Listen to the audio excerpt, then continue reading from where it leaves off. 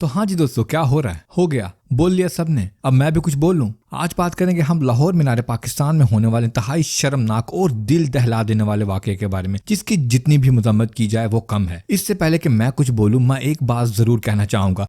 अरे कहना क्या चाहते हो? कि माँ बहनें और बेटियां सबकी सांझी होती हैं। किसी दूसरे की बहन बेटी के साथ ऐसा देखकर सबको दुख और तकलीफ होती है। जो कुछ भी आयशा के साथ हुआ बहुत ही गलत हुआ और इस काम में मुलविस तमाम भेड़ियों और दरिंदों को बराबर सजा मिलनी चाहिए। पड़वे रंडी के बच्चे। मैं तो अपील करता हूँ कि इन सबको नामर्द बना देना चाहिए और या इनका अजूए हाथ काटकर इन सब को उसी मीनार पाकिस्तान वाली जगह पे फिर दोबारा इकट्ठा करना चाहिए। जिस आजादी वाले दिन को ये मनाने वहाँ इकट्ठे हुए थे, फिर उसी की याद में एक दिन इनके लिए भी मुख्तस करना चाहिए, ताकि इनको ये दिन भी कभी ना भूले। कौन है ये लोग? कहां से आते हैं? सोशल फ्रीडम का हक तो हर एक को हासिल है और इसका हरगिज मतलब ये नहीं कि आप इस तरह रिएक्ट करके किसी की इज्जत को भी तार तार कर दें। वेल डन, तालियां होनी चाहिए यार हमारे लिए। आज हमने ये वाकई साबित कर दिया कि हम सच्चे मुसलमान कहलाने के लायक हैं। अरे हर गुनाह के पीछे शैतान नहीं होता।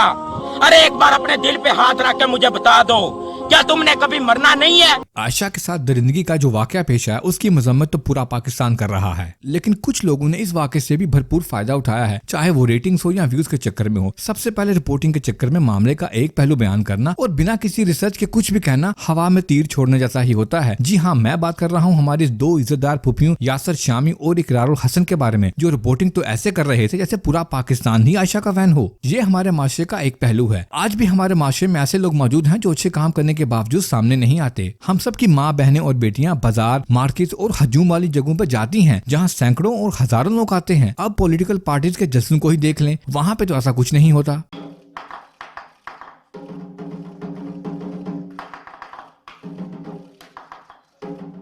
अब कुछ लोगों की दरिंदगी और गलती पे आप पूरी इंसानियत को बोलें कि शुक्र है ऊपर वाले ने आपको बेटी नहीं दी, तो ये कहाँ की अक्लमंदी है। इकरार साहब, अपने इमोशंस को काबू में रखिए और कुछ भी कहने से पहले जरा सोच लिया कीजिए कि आपके सख्त अल्फाज हर किसी को पसंद नहीं आएंगे। मेरे इन पुफियों से कुछ सवाल हैं। सबसे पहले घबराना नहीं है।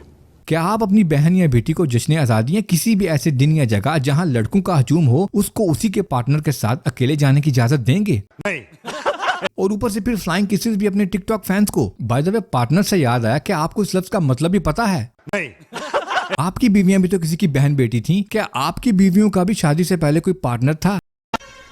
रैम्बो जैसा। खैर, मैं ज्यादा बात नहीं करूंगा इस पे। क्यों इस हादसे के होने के 3 दिन तक खामोशी रहती है? क्यों हादसे के बाद ये मैडम अपने इंस्टाग्राम पे हंसी मुस्कुराती फोटो लगाती हैं और फिर सवाल उठने पर उसको हटा भी देती हैं? क्या रैम्बो का सरेआम की टीम का मेंबर होना और इन्हीं फेमस एंकर का इनको FIR करवाने पर जोर देना क्या कुछ इशारा नहीं देता? नहीं। और फिर FIR करवाने के बाद मजीद पैरवी ना करने का फैसला करना क्या है? ये तो ऐसा ही है जैसे ये मैडम खुद इस मैटर को लेकर सीरियस नहीं थी और फिर कुछ फूफियों ने इनको अपने फायदे के लिए इस्तेमाल किया। मेरे कहने का मतलब हरगिज ये नहीं कि लड़कों की सजा या इनके खिलाफ कुछ एक्शन नहीं लेना चाहिए, लेकिन कबूतर की तरह आंखें बंद करके कोई भी इस दाल में काले को अनदेखा नहीं कर सकता। लेकिन हमारे माशरे में ऐसा करना नॉर्मल नहीं है। शायद आप लोगों के घर में ऐसा होता होगा। मुझे तो ऐसा लग रहा है कि आप सीधा सीधा उनको गाली दे रहे हैं जिनकी बहनें और बेटियां घरों में रहकर या ऐसी हरकतें ना करके अपनी इज्जत का ख्याल रखती हैं।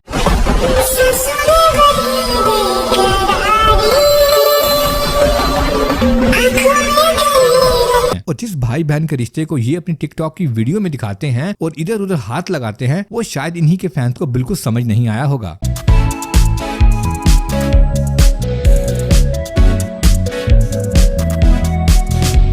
दोस्तों, ये मेरा पर्सनल ओपिनियन और मैं किसी की साइड नहीं ले रहा। शायद बहुत लोग मेरी राय से इख्तिलाफ करें और मैं सिर्फ उनके लिए इतना ही कहूंगा कि जाओ भाड़ में। हम आपको चुतिया नहीं बना रहे हैं। आयशा के साथ हुआ केस तो एक अमल का रद्द-ए-अमल है और कहानी का एक पहलू, लेकिन दूसरे पहलू के बारे में बहुत कम लोग बात कर रहे हैं और जो कर भी रहे हैं वो खूब गाली भी खा रहे हैं। लेकिन ये एक सच्चाई है, ताली एक हाथ से नहीं बजती, दोनों हाथ चाहिए होते हैं। भाई क्या कहने। आयशा के साथ ऐसा अमल करने वाले तो बहुत सारे इसी के फैंस थे। जी हाँ, टिकटॉक के फैंस।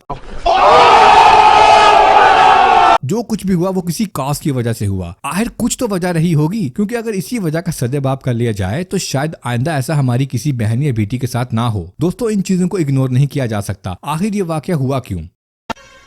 आप खोते और मेंढक खाने वालों से आप और क्या तवक्को कर सकते हैं। आपको पता है कि वहाँ इतने सारे लड़के हैं और सिक्योरिटी गार्ड के मना करने के बावजूद ये मैडम फिर भी जुगाड़ लगाकर बड़ी चाहत से अपने फैन से मिलने अंदर चली गयी। हमारे माशरे में किसी शरीफ लड़की को भी ऐसी हरकतें करने पर उन्हीं के फैंस पब्लिक प्रॉपर्टी समझ लेते हैं और फिर उनका हौसला बढ़ता है और बाद में जो कुछ होता है वो तो सबके सामने ही है।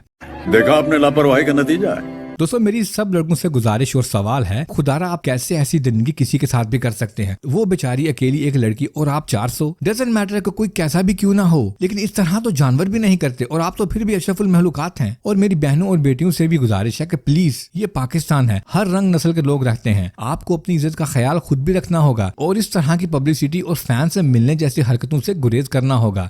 समझ रहे हो ना। क्या आप आए दिन इस तरह के वाकयात सोशल मीडिया पे नहीं देखती? ये टिकटॉक की आवाम है, आप जितना ज्यादा खुद को एक्सपोज करेंगे उतना ही ये आपको लाइक करेंगे। मैं नहीं बताऊंगा। एक डिसेंट हद में रह के भी आप किसी भी सोशल मीडिया प्लेटफॉर्म के लिए कंटेंट और वीडियो बना सकती हैं। और रही बात टिकटॉक की, तो इस पे तो मोस्टली हैं ही गधे जो बस लड़कियों और उनके हुस्न को देखने आते हैं। अगर यकीन नहीं तो किसी भी फेमस टिकटॉकर लड़की की वीडियो निकाल कर उसके कमेंट पढ़ लीजिएगा। अगर आपको मेरी ये वीडियो पसंद आई हो तो लाइक करने के साथ साथ चैनल को भी जरूर सब्सक्राइब कीजिएगा। तो चलिए फिर मिलते हैं और अगली वीडियो तक के लिए बाय बाय।